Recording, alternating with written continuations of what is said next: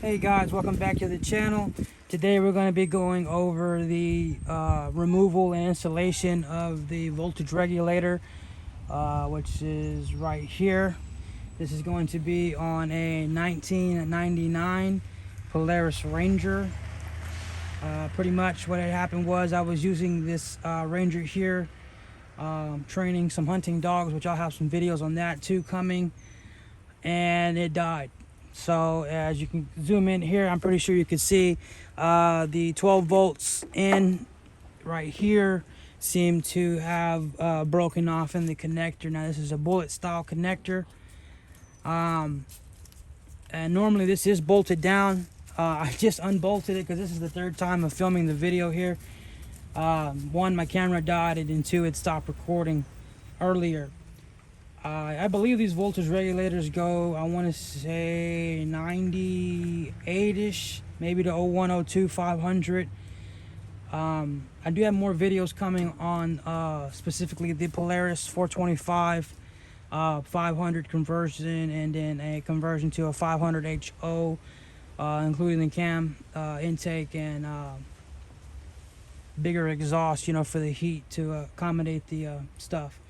But today we're just going to be focusing on moving the voltage regulator. Normally there is a hood here, but I took it off because there's no hood prop, and just for viewing purposes only. So what we have here, this is an older voltage regulator, 12 volts coming in. This is the ground. Now this, you may notice, it does go to a fuse box here. I can go over that video later. This is more for like your marine style, like for your boats and stuff. I like to run these fuse boxes here, run the fan, the fuel pump on a switch, because in the past I've had the fan not work, and I've burned machines up, because usually when you're out in the field, or even some people go mudding and stuff, you want to make sure that you have that cooling, because it is a lot of stop and go and then revving, and and then sometimes you're a few miles from your tools and stuff like that. I have a lot of videos coming on the Montezuma toolbox that I carry typically to do service calls, like for other people's four-wheelers and stuff like that. Anyway, enough rambling on. Let me go ahead and get this switched out for you guys. So there is two T25 screws. I'm going to be using the Milwaukee, what is this, 2, 4, 6, 7 in 1 here. This is a pretty good screwdriver here. I like this. It does take any quarter drive bit, ratchet or impact driver. It doesn't necessarily have to be Milwaukee. It will fit. I do like these. I like to personally do on these smaller bolts here, to do by hand, because I've stripped many in the past. A lot of this is just learning from my mistakes. So we're gonna go ahead and get this disconnected. Obviously that was the ground, this is the power, and these are your two stators. They're pretty much color coded, yellow with the red tracer and then yellow. So we'll disconnect that. This is the old one. Here is the new one that I purchased. It is the same thing. Like I said, it is color coded, pretty much foolproof. Now I was able to purchase this from Power Sports Nation out of Norfolk, Nebraska. We're located down here in Texas currently. I've bought a lot of good parts with those. It's great informational references. You can always call, pretty much friendly.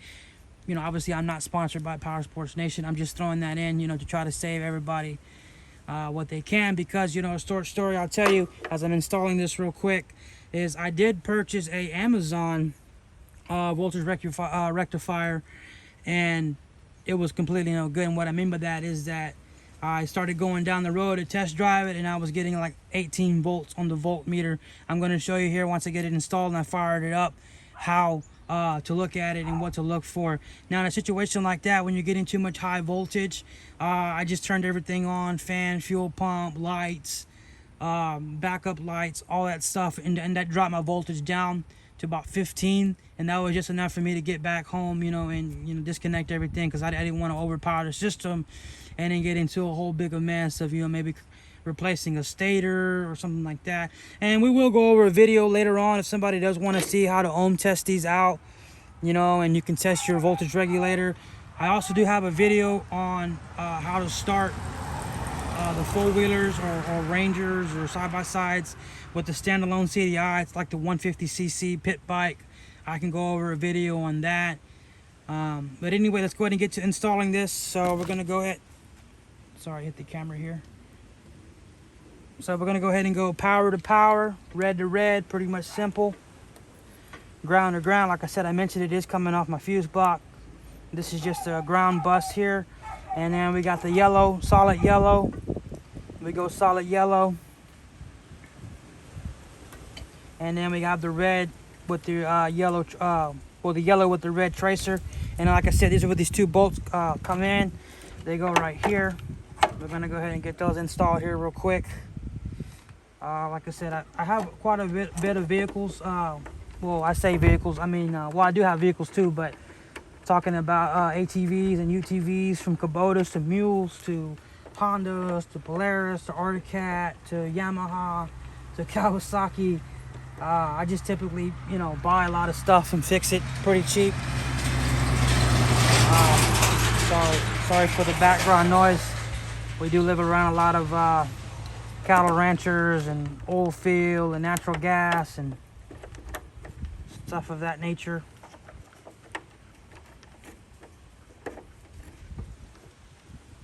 Let's see what's going on here. Oh, I think what happened was I missed it.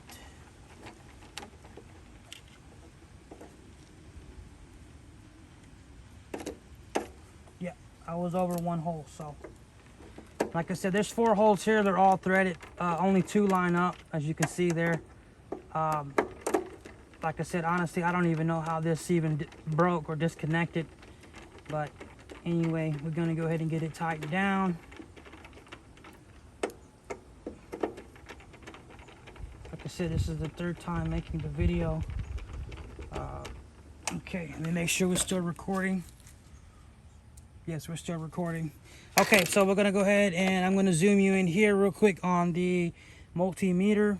We're looking at about 11.5. We should be looking around 14.5, 14.6. So I'm going to go ahead and start it up here real quick.